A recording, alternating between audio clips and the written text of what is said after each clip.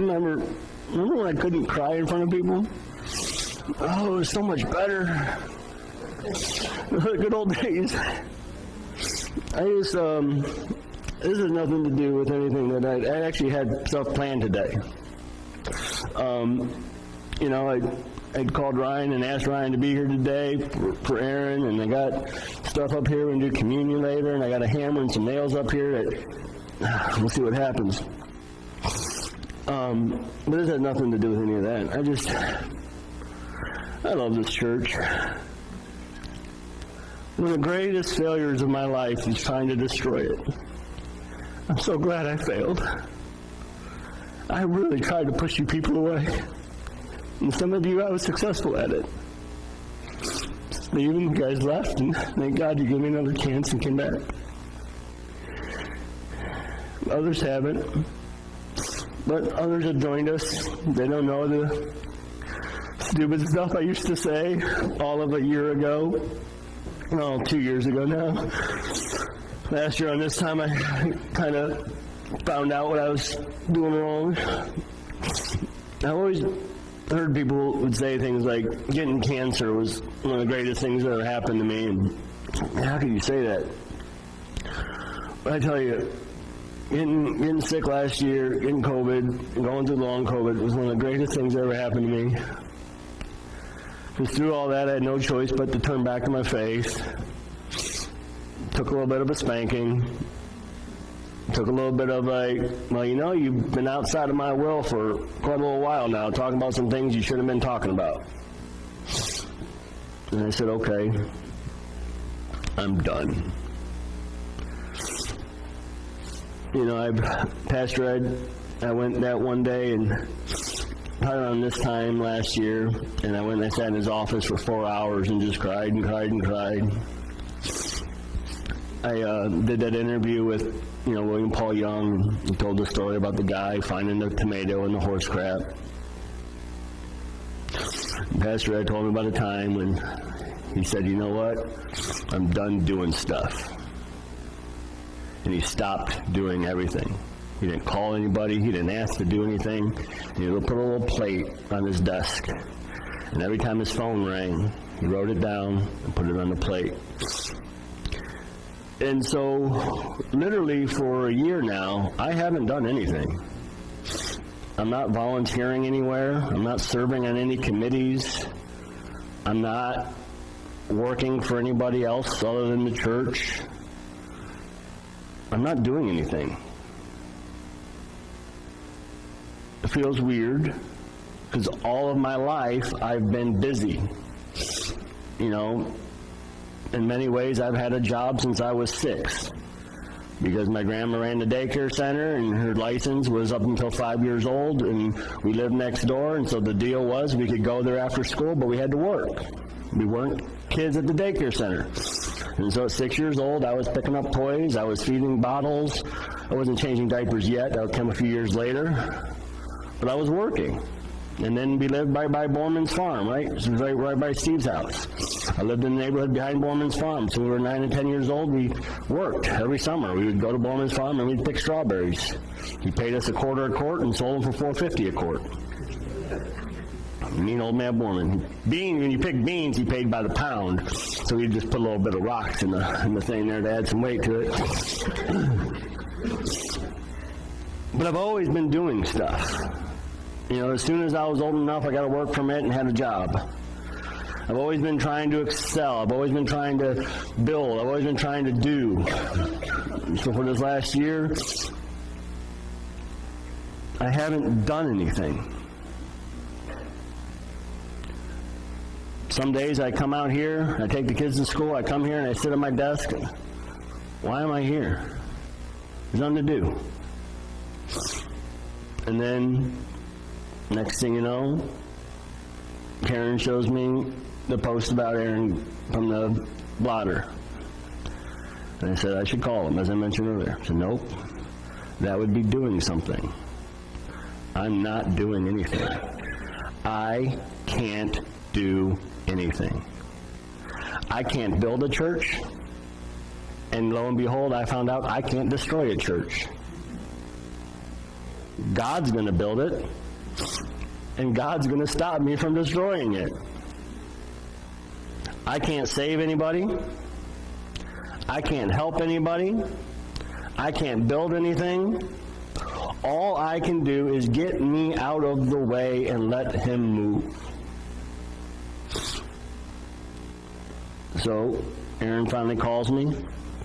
He says, yeah, I was talking to Ryan, and Ryan said, did you call Pastor Jim? He said, no, I don't want to hear him say I told you so.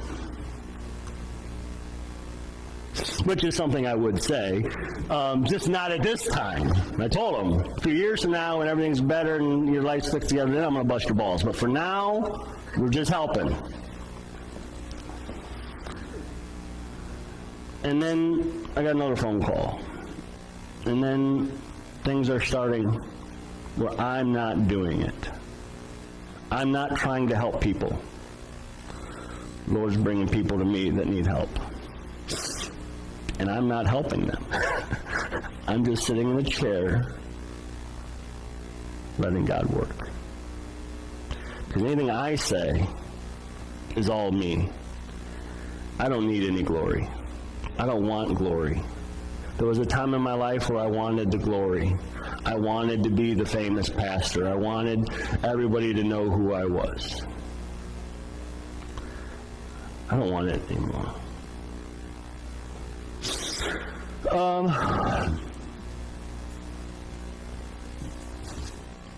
So, we've been talking a lot about the lies that we've been told. You know, I might need my Bible. Hold on. Sometimes I forget that when preaching I'm going to need a Bible. That's a good thing to have. Anybody know what verse we've been focusing on yet so far this year?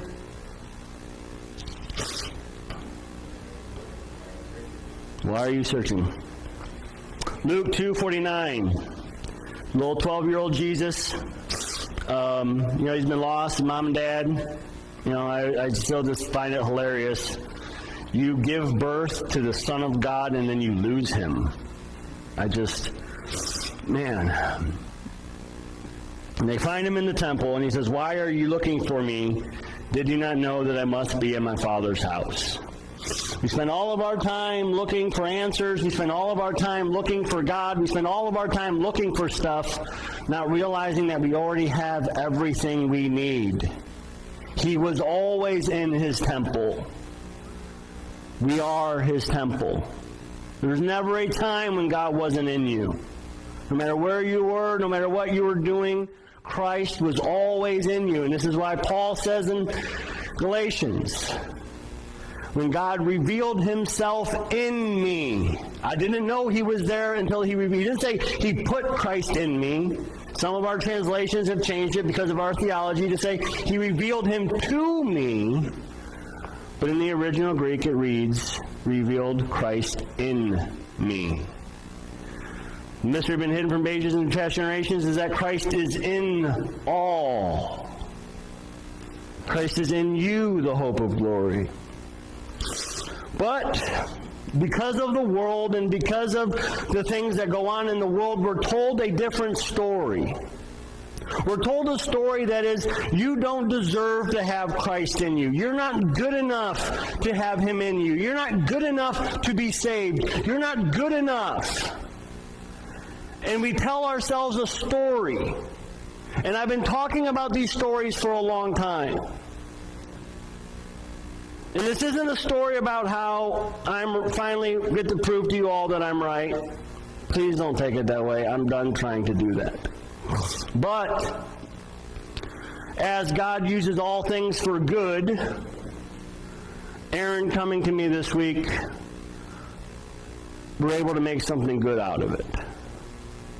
Because the reason why he said he didn't want to call me is because I was going to say, I told you so, is because 3 years ago I told him exactly what was going to happen in this relationship. All the way down to the unplanned pregnancy, to him being in handcuffs. Told him everything exactly the way it was going to happen, and just about happened exactly the way I said. True or false, Aaron? it's not because I'm psychic. It's not because I have some special ability. It's because I've seen that show before. It had different characters in it, but it's the same story. I've seen it before. I know how that episode ends. Every Sandra Bullock movie ends the exact same way. But we keep going to pain to see Sandra Bullock movies, even though we know exactly the way it's going to end, because the characters are different, the setting is different, but everything else is the same. She falls in love. She doesn't get the guy. She gets the guy. She ruins it. And then at the end, she finally gets the guy back, and they're happily ever after. Same movie. We've seen it before. We know these stories. And they're the same stories that we've been told our entire life. And so our objective is, when are we going to stop living out the story that I've been told about me? When am I going to stop being who I was made into and start being who I was created to be? And once again, no matter who you sit in front of, they can tell you exactly how your life's going to play out. You know they're right at the time, but you still have to let it play out. We never take anybody's advice. You don't know me. You can't tell me that. And sometimes, especially people like me, dig my heels in even more. I'm going to prove to you you're wrong. 3-4 years later, I'm sorry, you were right.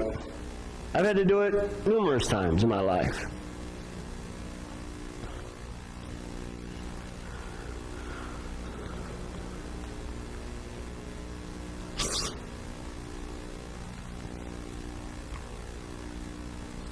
So,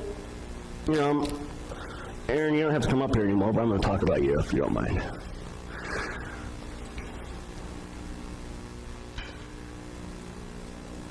Because the thing about it is that we have a real-life sermon illustration. And we can look at something that I don't have to talk about in the abstract anymore. I don't have to sit up here and make vague references to stories that we've all been told. We have the illustration, and yes, it's a terrible one. It's an extreme one, and he's going through a lot of pain right now. We need to be there, and we need to love on him. We also need to help him understand that he can change his story. He doesn't have to keep living this story. The thing that I told him, 6 years ago, why are you so convinced that you're poor white trash? Because that's what he's always been told. That's who he's surrounded by. Similar, I was told the same story. I know that story. But I don't have to continue to live out that story. We don't have to be the people we're told we are. We don't have to continue to listen to the lies that have been weighing us down our entire life. Several years ago, Rob Guy was here, and he told the story there's like a snowball, and the snowball's at the top of the mountain, and the snowball begins to roll down the mountain. And as the snowball rolls down the mountain, it rolls over, snow that had been deer poop in it, and it picks up the deer poop, and it picks up sticks and twigs, and picks up mud, and it picks up dog pee, and it picks up all this stuff, and when it gets to the bottom of the hill, it's not all the stuff it's collected. It's still a snowball. It's not what is collected along the way. And when we live our lives, we have to recognize we are not our journey. We're not all the crap that we've picked up along the way as we're rolling down the hill. What are we? We are what we always were created to be. We are these precious jars of clay that God perfectly crafted and then placed himself inside of.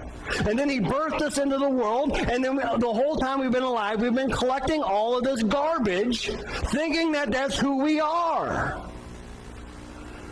This week I was having a conversation with Jim and Lori, and something hit me that had never hit me before about my story.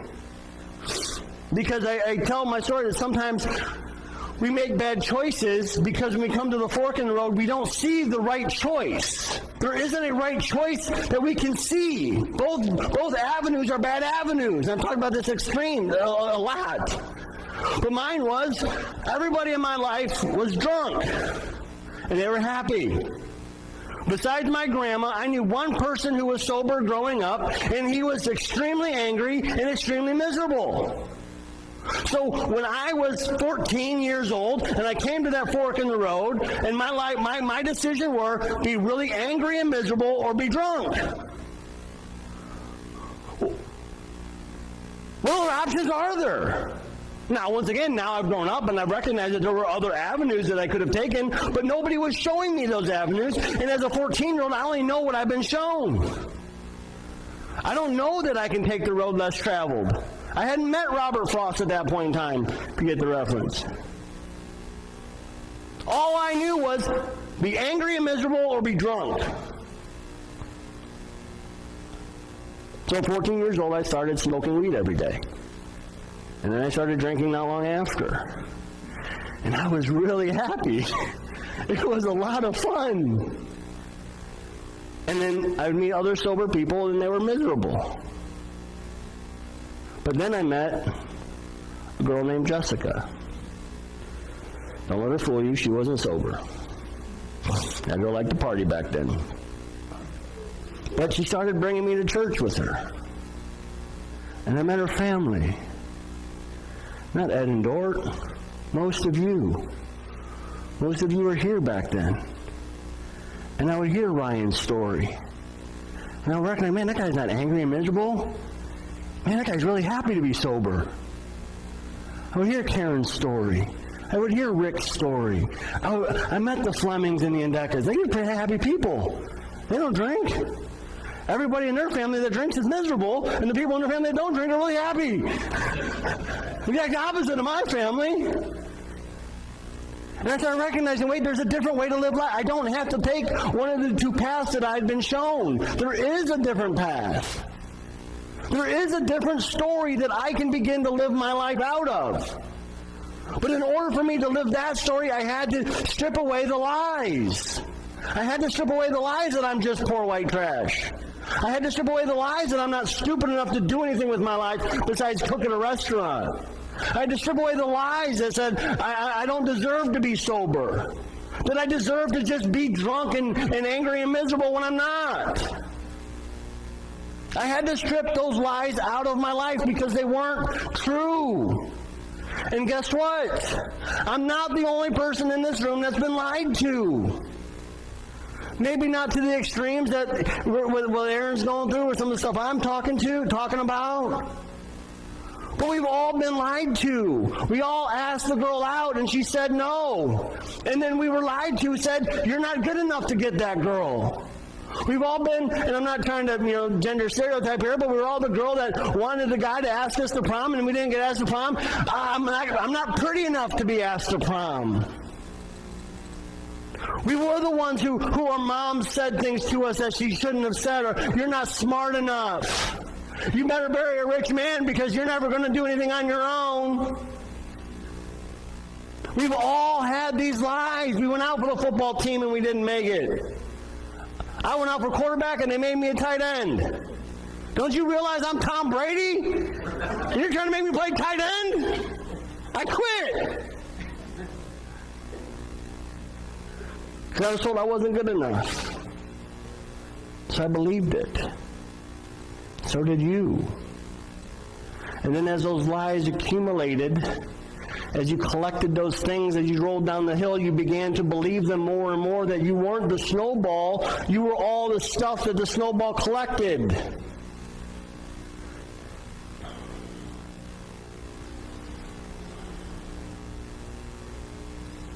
Once again, I'm not grateful for what Aaron's going through.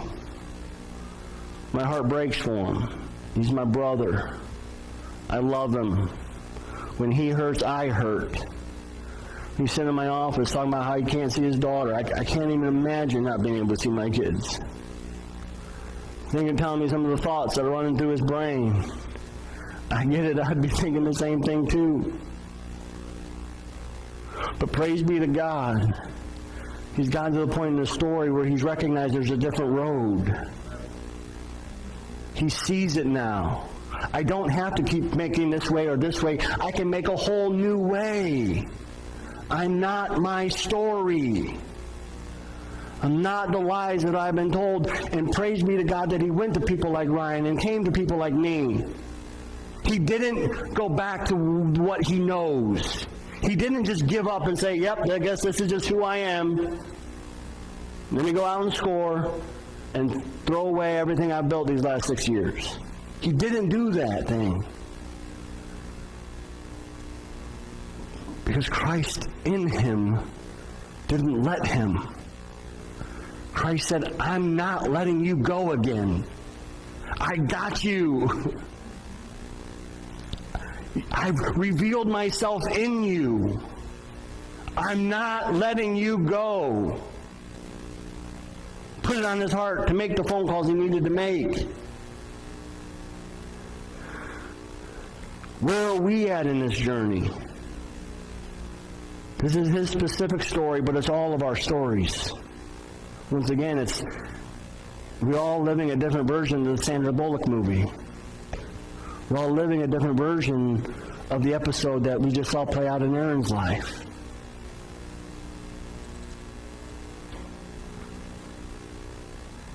For a long time, I've been talking about these things, and I've been talking about these things, and they were very abstract. Today, they become real. Today, they have a new meaning because we can see it. And we can see it in one of our own. We can see it in somebody we love. We can feel his pain. And we can start looking inward into that interior castle of our soul. So we're saying, what story am I playing out that wasn't predestined for me by God, but it was predestined for me by the world? The world is trying to convince me the opposite of what God made me into, or God created me to be.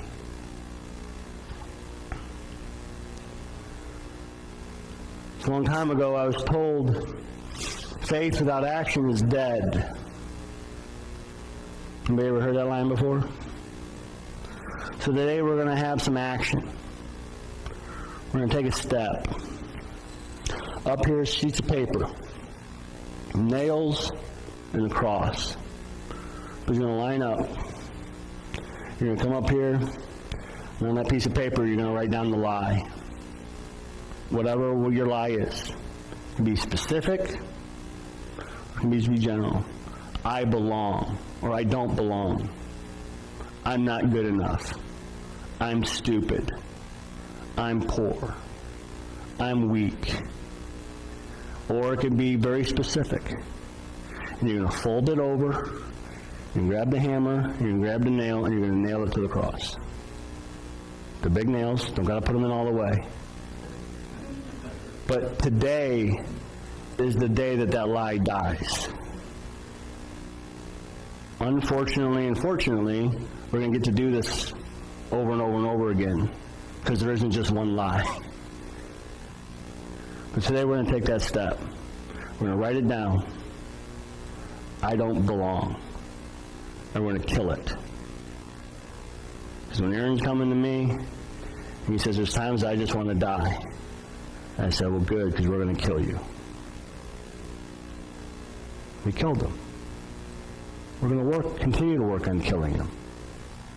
Not physically, spiritually.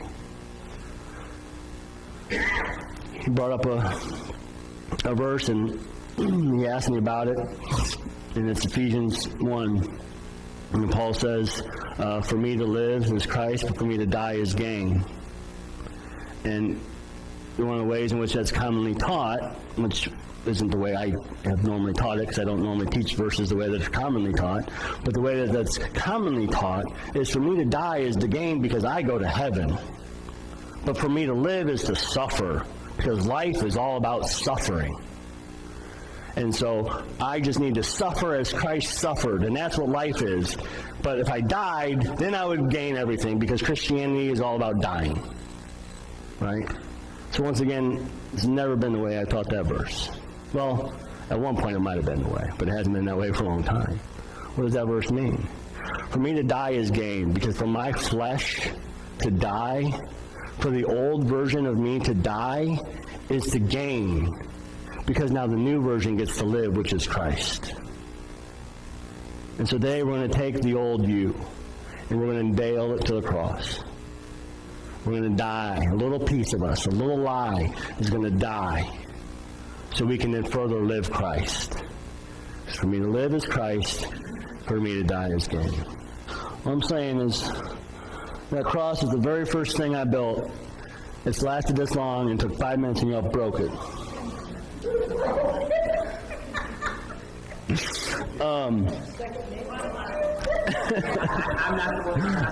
Well, if y'all knew how that thing was actually constructed, there wasn't one proper woodworking technique used on that cross. Now that cross up there that I did all by myself followed all the guidelines. I thought about it, but I was like, no, we're not there. I don't remember that part. You don't remember. Well, there is a one piece over here that we had to glue on that Jim helped with that got messed up, and you can't really see it, but anyway.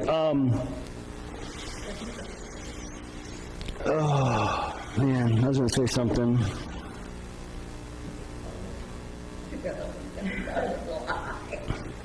I would never lie in church. I'm